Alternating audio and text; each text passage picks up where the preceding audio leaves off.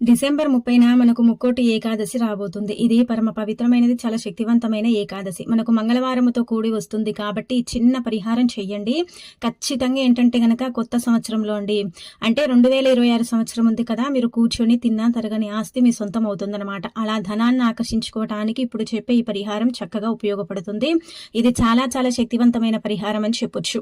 దీనివల్ల ఏంటంటే గనక ధనం రావటం, సంపాదన పెరగటం, అలానే కాకుండా ఏంటంటే డబ్బుకి ఎప్పుడు కూడా లోటు లేకుండా ఉండటం, ఇదంతా కూడా జరుగుతుందని శాస్త్రాల్లో చెప్పబడుతుందన్నమాట. అందుకే మీరు ఏంటంటే ఇక్కడ చూయించే విధంగా చిన్న పరిహారం చేయండి.